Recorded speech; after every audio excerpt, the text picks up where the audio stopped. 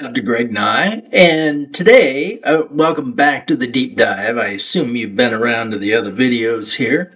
Today, I want to talk about something that I think very commonly sabotages treatment plans. And I've had many patients who come to me with very severe problems, usually guts, but also other issues, who have done what I think is a good plan. Makes sense to me, but they don't get better. And something that I feel is tragically overlooked is the role of the autonomic nervous system in regulating everything that's going on in our gut. And beyond that, being able to identify the kind of reactivity that indicates, oh, this is not like an allergy to food. This is autonomic reaction to food. So I want to just take a brief time to sort of explain how I'm thinking about it clinically to try to differentiate, to know if I need to bring in this whole set of other therapies that are specifically focused on autonomic regulation.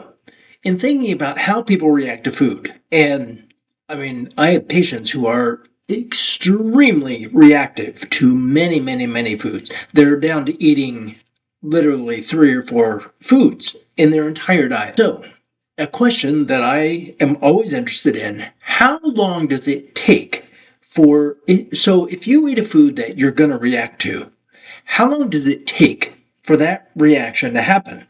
Now, sometimes these reactions are gut reactions, so, aching, heartburn, that kind of stuff. Maybe further down they get all funk, nausea, feel lower in their gut, but not always gut. I have patients sensitive to garlic who, within moments of having garlic, even a smidge of garlic, they will start developing a headache or neck pain or other kinds of symptoms. Let's think about that a little bit. When you eat a food, there are various ways your body can react. You can produce antibodies. There are different kinds: IgG, IgM, IgA, IgE. 4 different classes of antibodies that you can produce. So when you do a food allergy test through one of the functional labs, very commonly they're looking at IgG and or IgA. If you react to a food with one of those kind of antibodies, you're looking at symptoms that come on hours to days after the exposure. Hours to days. So then in the conventional world, they're really looking at IgE. That's what they consider a true food allergy. That's anaphylaxis reaction when it's an IgE. Anaphylaxis reactions can come on hours to minutes after the exposure, but they're very clear. Anaphylaxis is when the throat swells up or lips get swollen, tingly feeling, tongue starts to tingle. It's a very serious, potentially very serious condition. You got to get epinephrine or something, Benadryl, to calm down that IgE food reaction. But again, think of our time frame, minutes to hours, and a very distinct set of symptoms that people are going to have as an IgE reaction. Now, I ask people all the time, what kind of reaction do you have and how soon does it come on? As I mentioned, some people, garlic, headache, almost instantaneously. That ain't no IgG, IgE, IgM, IgA. There is no immune reaction that can come on that fast. Even there are other kinds of immune reactions that can be tested for that are like a leukocyte reaction. So Alcat is a company that does testing for leukocyte reaction, looks at a number of different ways that white blood cells can respond to food antigens that indicate that they've gotten really annoyed that they were exposed to it, indicating a reaction. To even more than hours, days, it can take for that sort of reaction to develop. So we have this kind of a set of known types of reaction that can come on, and they take, so IgE can be minutes, mostly hours to days to onset for the immune system to be the culprit for the symptom. Most of my patients have symptoms that are coming on I would say many of them are having symptoms come on within minutes of a food. That strongly indicates to me that we have an autonomic reactivity. It's not an immune reactivity. It's only secondarily an immune reactivity. It is primarily an autonomic reactivity.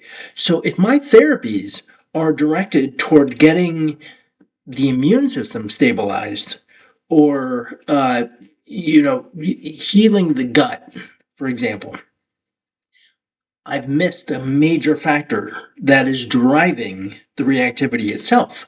And so I have to bring in, there are nutrients that can either, when I'm saying autonomic, we're talking about fight or flight, rest, digest, sympathetic, parasympathetic.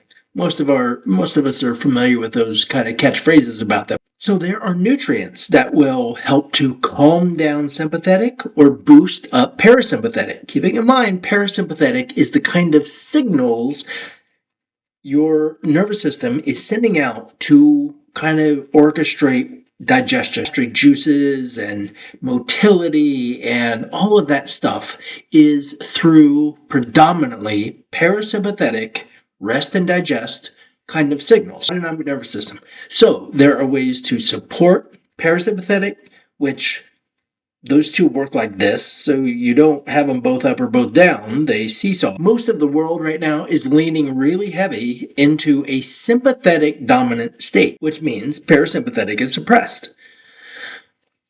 So, on top of that, there are many people who will just tell you, yeah, that's kind of how I'm built. I tend to be either anxious or stressed, or I'm just a do kind of a person. That's all sympathetic dominant. And so there are nutrients that can help to modulate those two. And then there are a whole set of other therapies that can be brought in that I believe have to be brought in concurrent with whatever great program you got with butyrate and, all the things that you can do to help to calm reactivity in the gut. So that is just a quick overview of the role that I see the autonomic nervous system, the central role I see autonomic nervous system playing in many people's food reactivity. You have to address it in order to get the other things under control. So if you found this helpful, do the obligatory like and subscribe and send it along to your friends. And I will be back before long with another one of these. Thanks so much.